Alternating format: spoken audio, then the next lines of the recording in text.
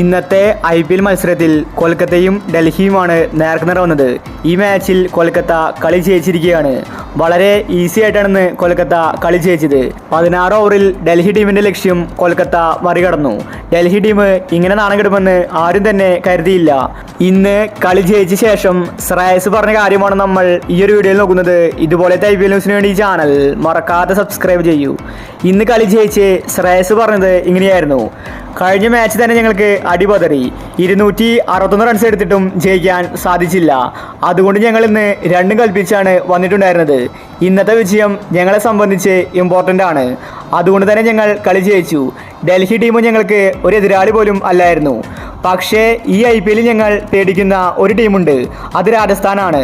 അവർക്കെതിരെ കളി ജയിക്കാൻ സാധിക്കില്ല. ഒരു വട്ടം ഞങ്ങൾ ഈ IPL അവർക്കെതിരെ കളിച്ചിട്ടുണ്ട്.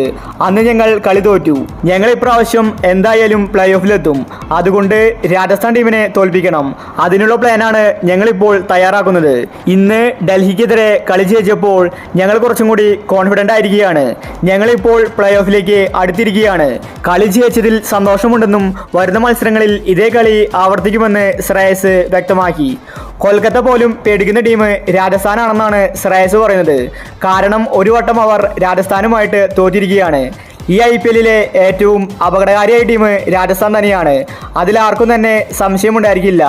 ഒരുവിധം എല്ലാ ടീമിനെയും രാജസ്ഥാൻ തോൽപ്പിച്ചിട്ടുണ്ട്. അതാണ് സഞ്ജുവിൻ്റെ ക്യാപ്റ്റൻസി. ഇന്ന് ഡൽഹി 153 റൺസ് മാത്രമേ എടുത്തിട്ടുണ്ടായിരുന്നുള്ളൂ. ബാറ്റിംഗ് തന്നെയാണ് അവരുടെ പരാജയ കാരണം. കൊൽക്കത്തയെ പോലെ ഒരു ടീമിനെതിരെ ഇത്രയും ചെറിയ സ്കോർ എടുക്കുമെന്ന് ആരും കരുതിയില്ല. തോറ്റത് കൊണ്ട് തന്നെ ഡൽഹി ഇപ്പോൾ പുറത്താകലിൻ്റെ വക്കിലാണ്.